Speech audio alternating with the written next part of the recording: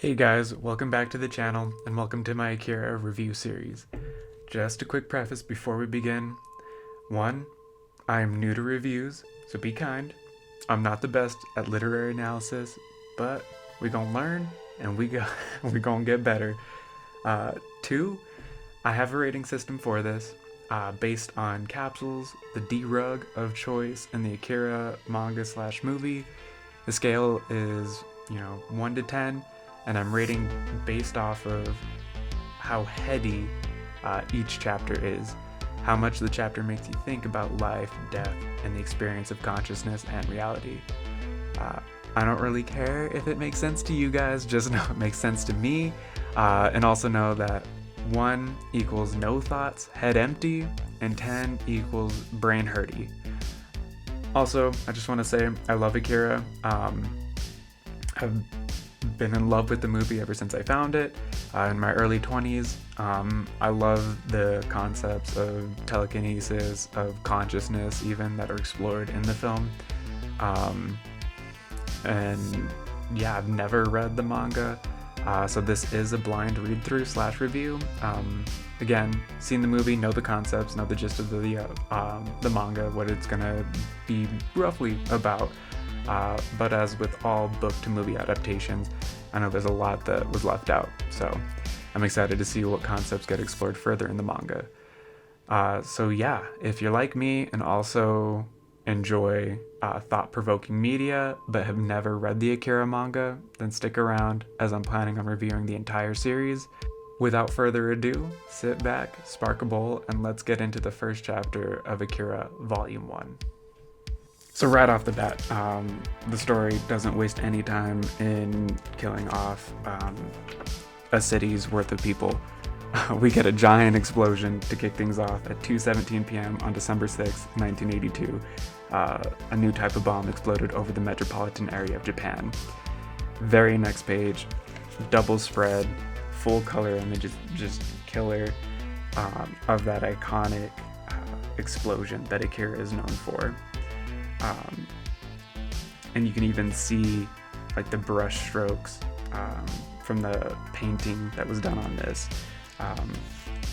It's beautiful. I gotta say, it lives up to the hype. These full color images that we're gonna see for the next couple pages really bring the story to life. After the initial bomb goes off, we get this narration of what happened. Now, these books are supposed to follow the original manga as closely as possible. These are like the closest adaptation from the original Japanese that I guess we've got. But on page 6 and 7, another double spread.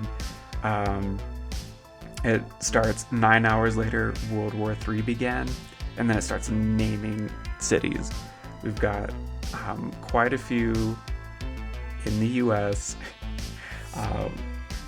We've got San Francisco, Los Angeles, Chicago, New Orleans, Houston, Cape Canaveral, Washington, New York.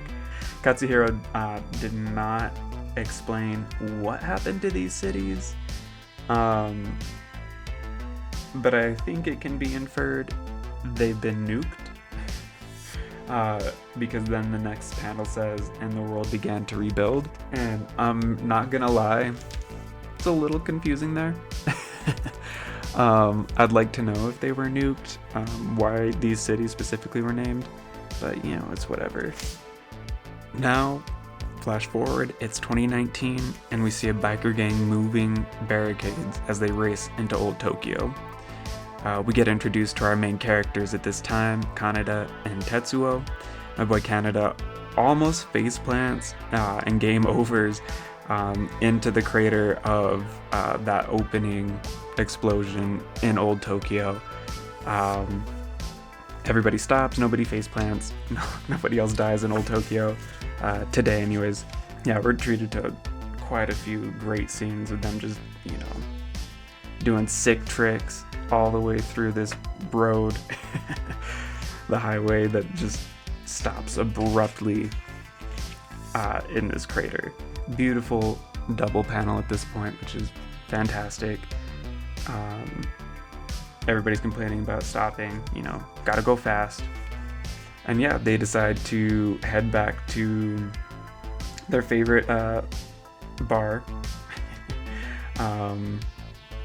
Keep in mind, these are teenagers. At this point, I don't think it's specified as a bar. I don't think it's actually ever specified as a bar. It definitely looks like a bar. And keep in mind, these are teenagers. So yeah, they start racing back. Tetsuo gotta show off, gotta go faster than Kaneda and his badass bike that the series, again, is well known for. Telling Kaneda, eat my dust, loser. A friendly rivalry, for sure. And yeah, we're treated to a little back and forth between Kaneda and Tetsuo, just showing their friendship.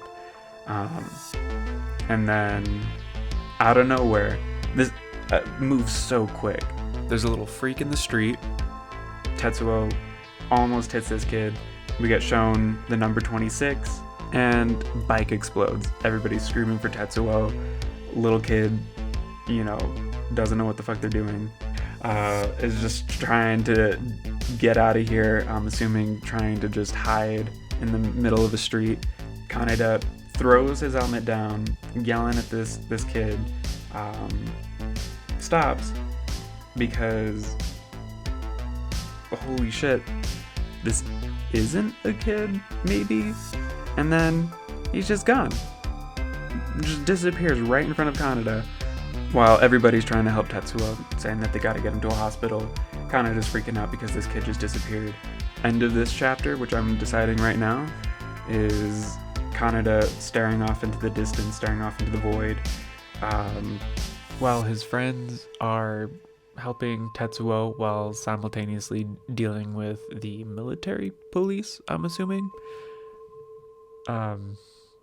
Yeah, definitely left with many more questions than answers in this, but it is just the first chapter. Definitely excited to see where things go from here. I'm assuming the next scene is gonna be just like the movie, and we're gonna get the discipline scene. This chapter gets a 3 out of 10 capsules from me. Definitely not super thought-provoking. We had a kid disappear, but that's nothing new for manga. I mean, we have Goku using instant transmission all the time, so there's that.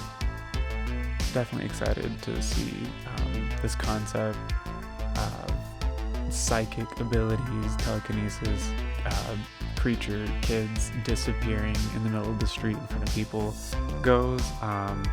Curious to see where this takes Kaneda, because he has likely had a lot of his worldview shattered at this point.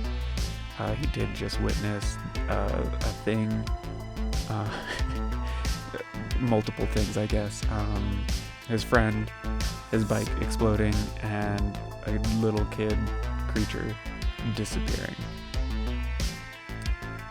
But yeah, that's about it for this chapter. If you like the video, obviously give it a like, leave a comment, let me know what you think. If it deserves the 3 out of 10 rating, let me know what you would give it if you do not believe it deserves a 3 out of 10 rating.